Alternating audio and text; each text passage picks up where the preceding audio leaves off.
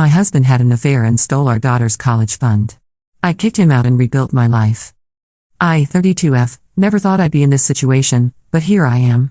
My husband Andy, 34M, and I have been married for 5 years, and we have a 3-year-old daughter, Tiffany. Our story began 10 years ago when we met at a mutual friend's barbecue. I was fresh out of college, working my first job as a junior graphic designer, and Andy was 2 years into his career at a tech startup. We hit it off immediately, bonding over our shared love of 90s sitcoms and spicy food. Our relationship progressed quickly. Within a year, we were living together, and 2 years later, Andy proposed during a weekend getaway to the beach. It was perfect. He even remembered to bring my favorite strawberry champagne. We got married in a small ceremony surrounded by our closest friends and family. My dad, who had been battling cancer, was able to walk me down the aisle. He passed away just 6 months later, making those wedding memories even more precious. Andy was my rock during that difficult time. He held me when I cried, made me laugh when I needed it, and never complained when I wanted to spend hours looking at old family photos. His support made me love him even more, and I thought we could get through anything together.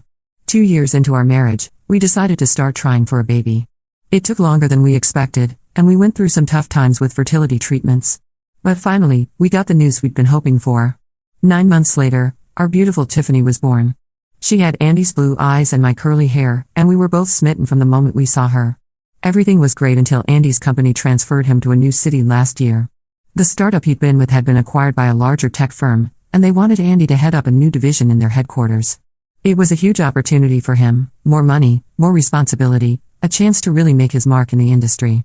We decided to move together for his career, even though it meant leaving behind our families and friends. It was a hard decision.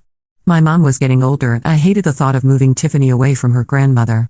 Andy's parents had retired to Florida a few years earlier, so they were already at a distance. But we had a solid group of friends, people we'd known since college, couples we'd met through parenting groups. Leaving them behind was tough. But we thought it would be an adventure. A chance to start fresh in a new place, make new friends, explore a new city. We sold our starter home, the one we'd lovingly renovated together over weekends and holidays, and bought a bigger house in the new city. It had a yard for Tiffany to play in and an extra bedroom we talked about turning into a nursery for a future sibling for her. At first, things were okay. Andy was busy with his new job, working long hours to prove himself in his new role. I was taking care of Tiffany full-time, trying to get us settled in the new house and city.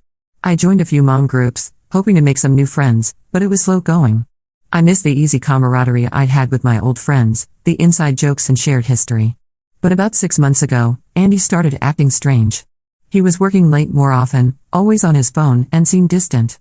When he was home, he was distracted, often staring at his phone or laptop instead of engaging with Tiffany and me. Date nights, which we'd always prioritized even after Tiffany was born, became less frequent and then stopped altogether. I tried to talk to him about it, but he just brushed it off as work stress. He said the new position was more demanding than he'd expected, that he was under a lot of pressure to deliver results. I wanted to be supportive, remembering how he'd been there for me when my dad died, so I tried to be patient. Then, 2 months ago, I found out why he'd really been so distant. Andy had been having an affair with his coworker, Sammy, 29F. I discovered it in the most cliché way possible. A text message popped up on his phone while he was in the shower. "Can't wait to see you later, babe. Last night was amazing." I was devastated. When I confronted him, he broke down and confessed everything. He said it started as just friendship. Sammy was new to the company too, and they bonded over being the new kids in the office. They started having lunch together, then drinks after work. He swore he never meant for it to go further, but one night, after a particularly stressful day at work, one drink led to another, and he swore it was over and begged for forgiveness. He said he'd made a terrible mistake, that he loved me and Tiffany more than anything. He promised to do whatever it took to make things right. I was torn. On one hand, I loved Andy.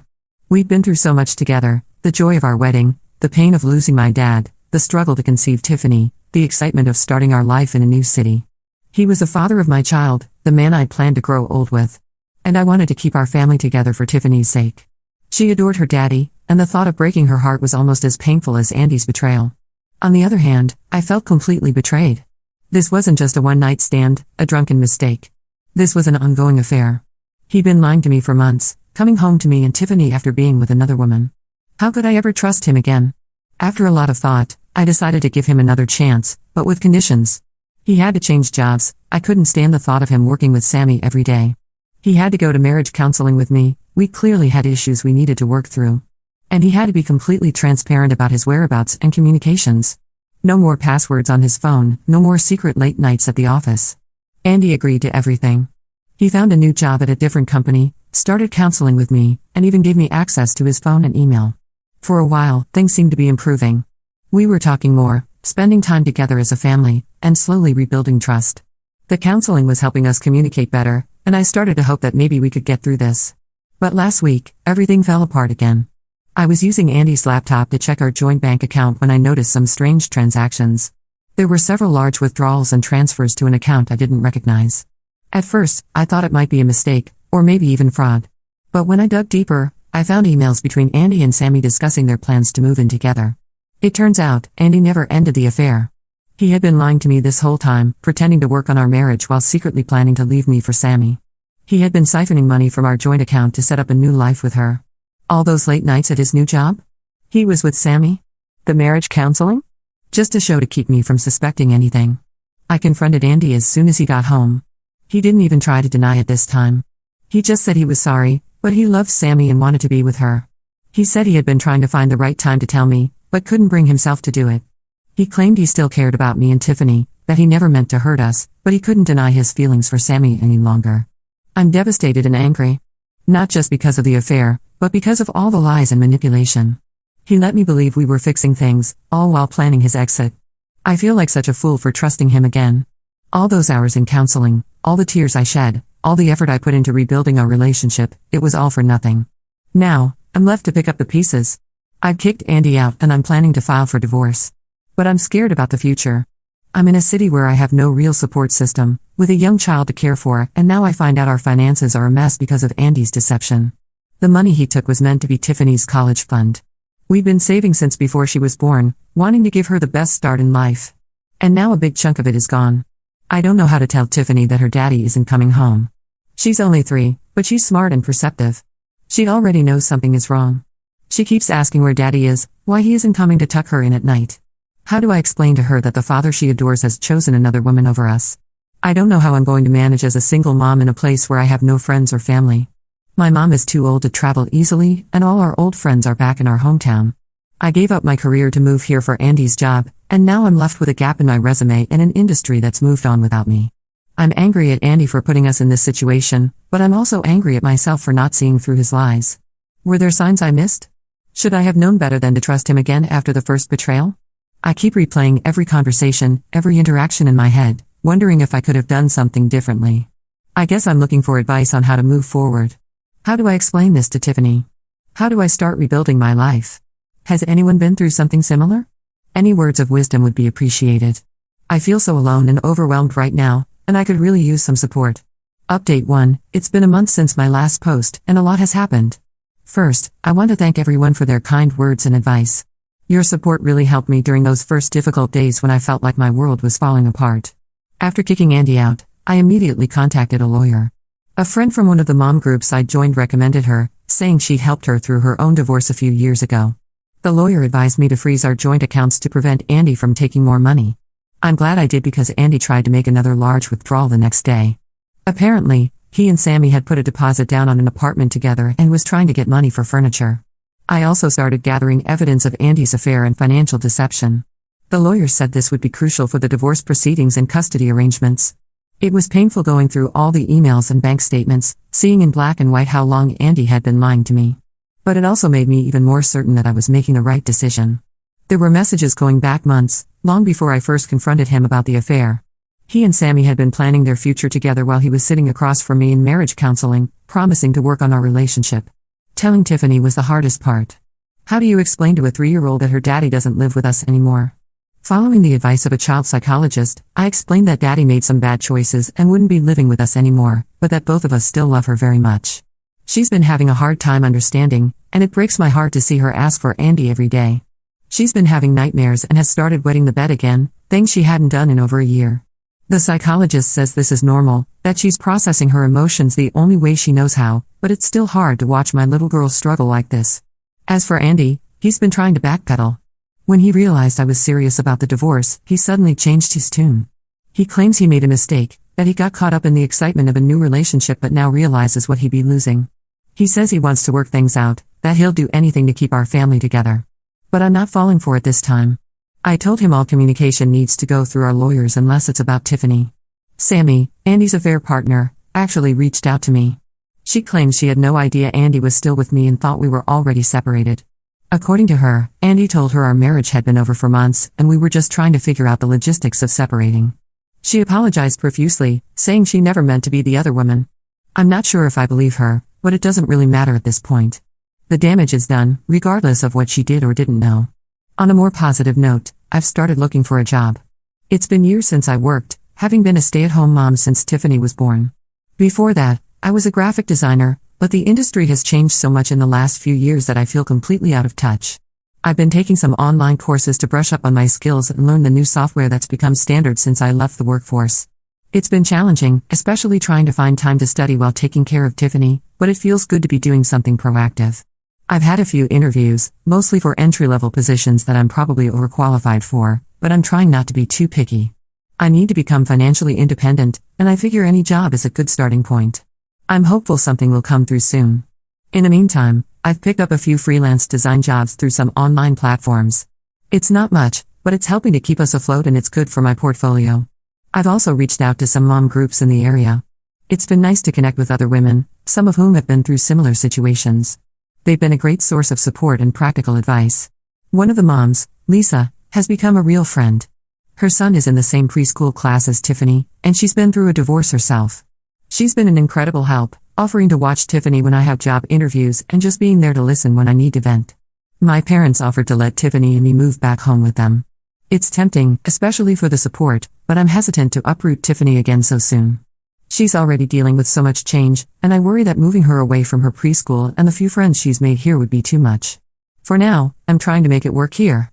But I haven't ruled out moving back home in the future, especially if I can find a job here soon. The divorce proceedings have started, and it's going to be a long process. Andy is contesting the division of assets, claiming he shouldn't have to split everything 50-50 since he was the primary earner.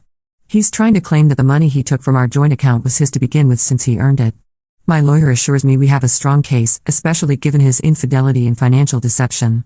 She says that in our state, the fact that I gave up my career to support his and to raise our child will be taken into consideration. It's been a roller coaster of emotions. Some days I feel strong and determined, ready to take on the world as a single mom. Other days I can barely get out of bed, overwhelmed by grief and fear about the future. But I'm taking it one day at a time and focusing on what's best for Tiffany and me. I'm trying to establish new routines for us, to create a sense of stability in the midst of all this chaos. I've also started seeing a therapist myself. It's helping me process my feelings about Andy's betrayal and rebuild my self-esteem.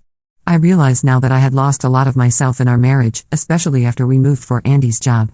I'm slowly rediscovering who I am outside of being Andy's wife and Tiffany's mom. Thank you again for all your support. It means more than you know to have a place to share my story and receive such kindness from strangers. I'll update again when there are significant developments. Update 2. It's been 3 months since my last update, and 6 months since I discovered Andy's betrayal. A lot has changed, and I wanted to share the developments with you all. First, the good news, I got a job.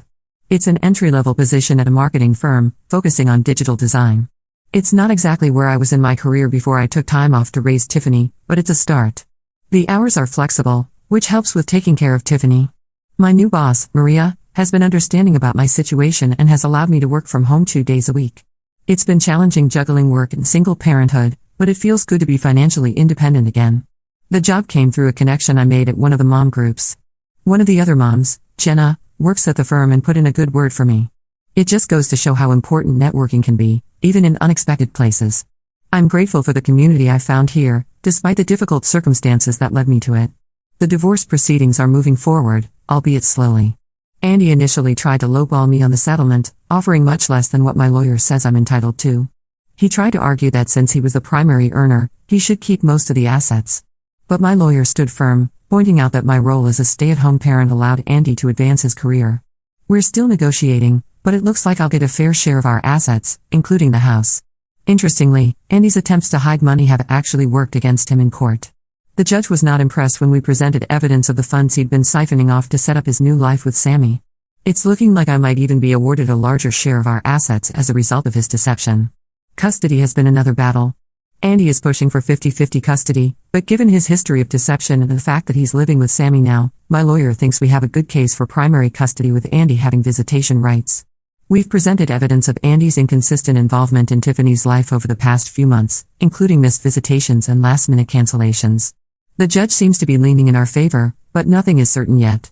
Tiffany is adjusting, slowly but surely. She still has moments where she cries for Andy, especially at bedtime, but she's also becoming more settled in our new routine. I've enrolled her in a play therapy program, which seems to be helping her process her emotions. Her therapist says she's making good progress, but that it will take time for her to fully adjust to the new family dynamic. I've also noticed that Tiffany has become very clingy with me. She gets upset when I leave her at preschool and often wants to sleep in my bed at night. The therapist says this is normal given the circumstances and has given me some strategies to help Tiffany feel more secure. It's hard, but I'm trying to be patient and give her the extra attention she needs right now. As for me, I'm doing better. The mom group I joined has been a lifeline. We meet up regularly for playdates and adult conversation. It's nice to have friends who understand what I'm going through. Last weekend, we had a spa day at Lisa's house while her husband watched all the kids. It was just face masks and nail polish in her living room, but it felt so good to relax and laugh with friends for a few hours. I've also started a yoga class twice a week. My mom comes over to watch Tiffany, and those few hours of self-care have made a big difference in my stress levels. It's teaching me to be more mindful and present, which is helping me cope with the ongoing stress of the divorce and single parenthood. One unexpected development: Andy and Sammy broke up. Apparently, the reality of being together full-time, plus the stress of the divorce and custody battle, was too much for their relationship. Andy tried to use this as a reason for us to reconcile, but I shut that down immediately. Too much has happened, and I can't go back to that life of mistrust and betrayal. Andy seems genuinely regretful now. He's been more consistent with his visitations with Tiffany and has even offered to pay more child support than the court is likely to order. Part of me is glad to see him stepping up as a father, but another part of me is angry that it took all of this for him to realize what he had. Looking ahead, I'm cautiously optimistic.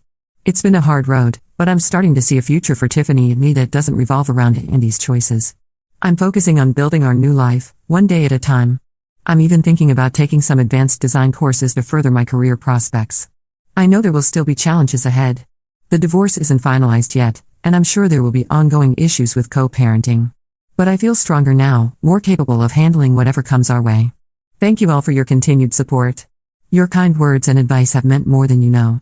I'll update again when the divorce is finalized.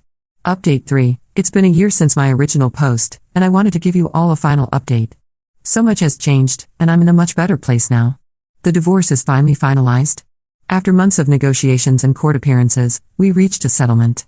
I got primary custody of Tiffany, with Andy having visitation every other weekend and one evening a week. We sold the house and split the proceeds, which gave me enough to put a down payment on a small condo for Tiffany and me. It's not as big as our old house, but it's ours, and we're making it a home. Financially, things are stable. I'm still at the marketing firm and recently got a promotion to senior designer. It's not easy being a working single mom, but we're managing. I've also started a small side business doing freelance graphic design, which brings in some extra income. It's mostly weekend work when Tiffany is with Andy, and it's helping me rebuild my professional portfolio. Tiffany is thriving. She's adjusted well to our new life and is doing great in kindergarten. She's made new friends and is involved in ballet classes, which she loves. She still sees Andy regularly, and while their relationship is different now, it's good to see them bonding. Andy has been more consistent with his visitations lately, which has helped Tiffany feel more secure. Co-parenting with Andy has its challenges, but we're making it work. We use a co-parenting app to communicate about Tiffany's schedule and needs, which helps keep things civil and focused on Tiffany.